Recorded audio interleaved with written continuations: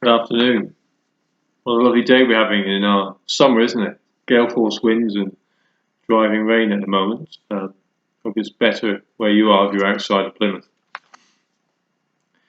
Our Gospel for today, on this sixth Sunday of Easter. Reading from the Holy Gospel according to John. Jesus said to his disciples, "As the Father has loved me, so I have loved you. Remain in my love. If you keep my commandments, you will remain in my love, just as I have kept my Father's commandments and remain in his love. I've told you this so that my own joy may be in you and your joy be complete. This is my commandment: love one another as I have loved you. A man can have no greater love than to lay down his life for his friends. You are my friends, if you do what I command you. I shall not call you servants anymore, because a servant does not know his master's business. I call you friends, because I have made known to you everything I have learned from my Father. You did not choose me, no, I chose you. And I commissioned you to go out and to bear fruit that will last. And then the Father will give you anything you ask him in my name. What I command you is to love one another." The Gospel of the Lord. Now, fairly easy question. If I said, what is the most dominant word in that Gospel? And obviously the word is love. It's mentioned 9 times in that short passage. What is love?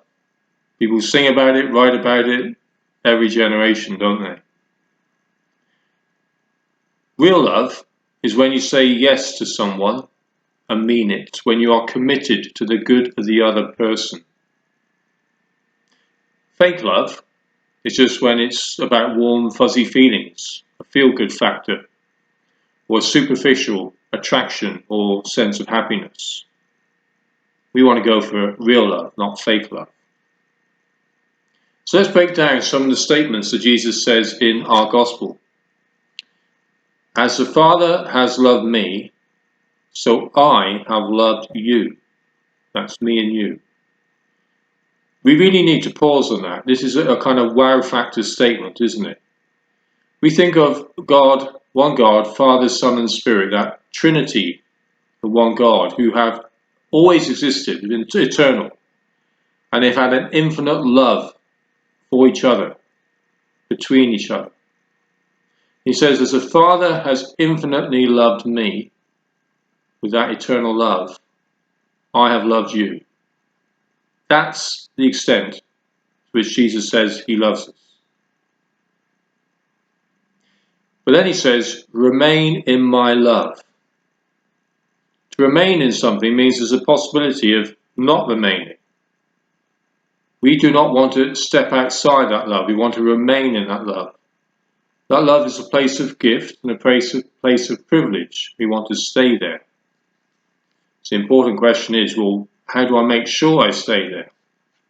Jesus goes on to say, if you keep my commandments, you will remain in my love. Good, we have some clear advice there. Keep the commandments. And in the terms of this gospel, what is that commandment? What are they? Tell us. We need to know. This is so important. This is my commandment. Love one another as I have loved you. There you go. That's your answer. Love others as Jesus has loved us. That's keeping his commandments. That's how we remain in his love. So it's very important then to say, well, how has Jesus loved us? What will be the characteristics? I pick a number of these characteristics for us to think about and see if they're reflected in our lives. When we look at Jesus' life on this earth, what do we see? 1, he was obedient to the Father's will. That's how he, at the heart of everything, loved us, by being obedient to the Father's will. We also know that he laid down his life for us. He gave his life for us on the cross. So that love is self-sacrificing. In his ministry, he did a number of healings. So Jesus' love was a healing love. When people asked for forgiveness, he forgave. Jesus' love was forgiving. We hear him casting out evil spirits, etc. So his love dispelled evil. And the final one is Jesus spoke truth. He revealed truth to us. Jesus is the word of truth. So that's how he loved us, and we are called to remain in his love by loving others as he has loved us. Let's look at what we need to do. We have to love one another in the same way. So the first way of loving others as Jesus loved us is by putting God center of our lives and doing God's will. That's how we know we're on the right track of loving others properly, of wanting what is best for the other person by doing God's will. There's an old kind of saying about if someone wants to get married, you say, well, how do I know the right person? You say, find someone who loves God more than they love you. That's another way of putting it, isn't it? If someone loves God first and does their will, they'll automatically love you in the right way, the proper way, the fullest way. And when we do God's will, and love others that way, it will automatically be self-sacrificing. You can almost say God's will and self-sacrifice are totally interchangeable words. The two go together, just like they did in Jesus' life. That's how we love others. By first of all doing God's will, then living lives of service, self-sacrifice. Now, as I said, Jesus' love was also forgiving. This is, in other parts of the scriptures we know, almost unconditional. You must forgive. As Jesus forgives, we must forgive. We must always be open to forgiving, no matter what is done to us, and that can be such a severe test at times.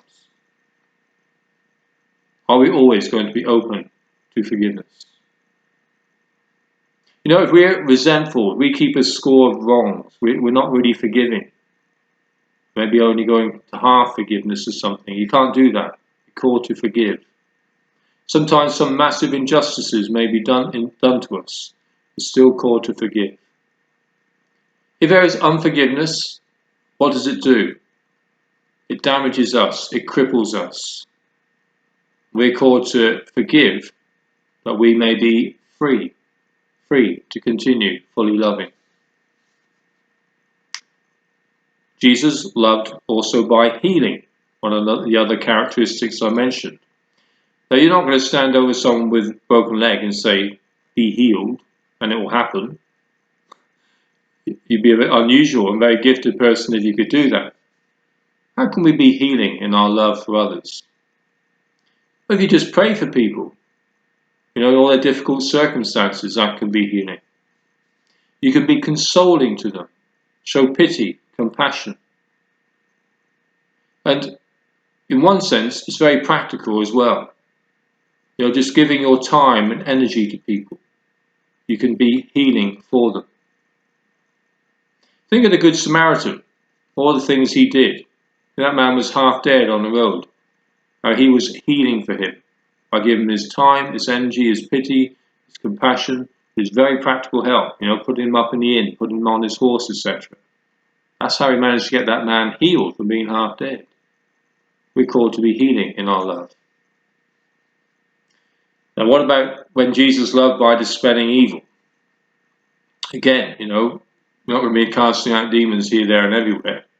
But whenever we stand up for justice, whenever we try to do away with injustice, or maybe some form of bullying, or corruption in some way, which is evil, whenever we stand up against that, then we are dispelling evil in some way. We are being loving in that way.